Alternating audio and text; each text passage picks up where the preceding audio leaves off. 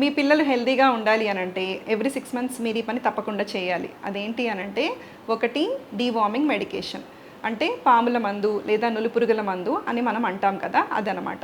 ఎందుకు అనంటే ఇండియా అనేది వార్మ్స్కి ఎండమిక్ కంట్రీ. అంటే మేజర్గా చాలామంది పిల్లల్లో నట్టలుండే ఛాన్స్ అనేది, కడుపులో నట్టలుండే ఛాన్స్ అనేది ఉందన్నమాట. కాకపోతే అందరూ సిమ్టమేటిక్గా ఉండాలని రూల్ అయితే లేదు. అందుకనే కంపల్సరీ గవర్నమెంట్ కూడా సంవత్సరంలో 2 సార్లు, ఒకటి ఫిబ్రవరి 10th, next August 10th deworming day అనేది సెలబ్రేట్ చేస్తారు. అంటే ఆ రోజున సంవత్సరం దాటిన పిల్లల నుంచి 10 సంవత్సరాల పిల్లల వరకు ఒక డోస్ ఆఫ్ ఆల్బెండజోల్ మెడిసిన్ అనేది ఇస్తామన్నమాట. దాని డోస్ అనేది అకార్డింగ్ టు వెయిట్ ఉంటుంది. సో ఇది మీరు తప్పనిసరిగా వేయాలి.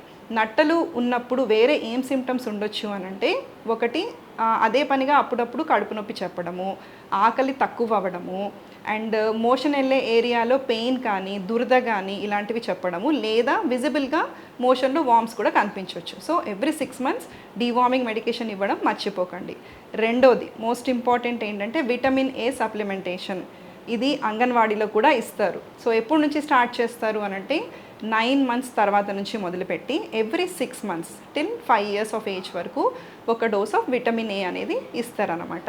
అది కూడా ఏజ్ని బట్టి డోస్ అనేది ఉంటుంది. సో విటమిన్ ఏ ఎందుకు మరి ఇవ్వడము అనంటే, నేషనల్ హెల్త్ మిషన్ ప్రకారమే గవర్నమెంట్ దాన్ని ఇంప్లిమెంట్ చేస్తుంది.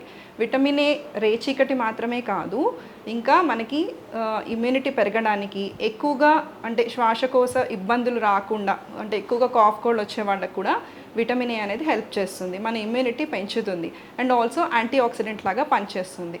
సో దీనివల్ల పిల్లలు హెల్తీగా ఉంటారు. కాబట్టి మీరు ఎవ్రీ 6 months ఈ 2 విషయాల్ని మర్చిపోవద్దు. ఒకటి డీవార్మింగ్ మెడికేషన్ ఇవ్వడం, ఇంకొకటి విటమిన్ ఏ సప్లిమెంటేషన్ ఇవ్వడం.